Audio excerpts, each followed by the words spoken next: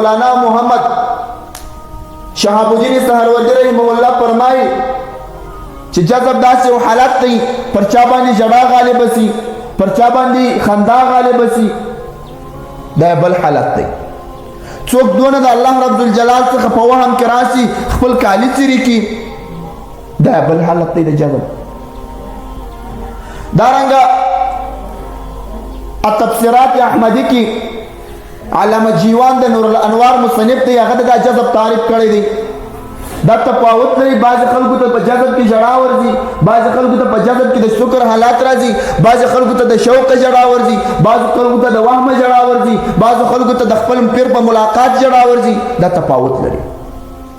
دا علامه جیوان دا تعریف کړی دارنګه مولانا اشرف علي تهانوي رحمه الله دا تعریف کوي چې الوجد حالت غیر اختیاریت محمودت دا دغه جذب او وجد چې دی دا یو داسې حالت او کیفیت دی چې انسان ته راځي ښه حالت دی د الله رب الجلال د طرفه راځي څنګه راځي ولې راځي قاضي ثناء الله پانی پوتې رحمه الله تفسیر مظهری کې فرمایي جذب یو داسې حالت دی چې کله یو انسان الله رب الجلال انوارات باندې را داخل کی د انواراتو طاقت نه لري انوار پر اډيري کله جړاځي کیږي کله پورته غورځي او کله بیسدسي او کله چیغځنی ول کیږي دا ټول د جذب حالات دي په جذب کې داسې حالات راځي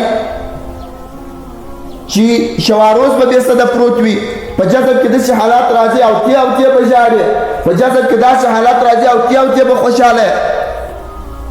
ایمان د خوف او د رجا په مابین کې دی سالک او ملک د خوف خواته ولاړې جړا باندې غالب سي او که د رجا طرف ته ولاړې خندا باندې غالب سي دا د جذب حالات دي د دې څخه انکار کول پکار خدا هم معلومول پکار دي چې جذب فرض واجب سنت نه دی ځکه دا غیر اختیاري حالات دي چې سړی ته حاضرېږي مطالبه پکار ده سړی باید ووایي ای پروردګار ستا څخه مې دغونه وبېروه چې زما بدن سترګې ټول بدن مې ستا د وهمه په حرکت کې راسي سترګې مې اوښکې وبهیوي زړه مې ستا ته انقیاد قبول کړي د دې مطالبه پکار ده انکار نه دی پکار روح المعانی کې محمود علوسی رحمه الله دا کیسه نقل کوي د حضرت موسی علیه السلام ورسته فرمایي 200 کال مخکې محمود علوسی رحمه الله فرمایي دا کیسې ما خپل لیدلې دي د شیخ خالد نقشبندی رحمه الله دربار ته ورغلی داغه مریدان مې لیدلي دي چې هغه به په جذب او وجد کې راتلل دا خاص طریقې پورې نه دي چې یوازې قادریان جذب کیږي یوازې نقشبندیان جذب کیږي یوازې چشتیان جذب کیږي جذب یو عمومي شی دی چې هر انسان ته راځي چې د الله رب الجلال د قهر او د دبدبې څخه وبېرېږي او د الله رب الجلال حقیقي مینه یې زړه ته تېره سي جذب راځي او دا په هر پناه کې راځي پناهات درې دي که پناه په شیخ وي که پناه په رسول وي او که پناه په الله وي جذب راځي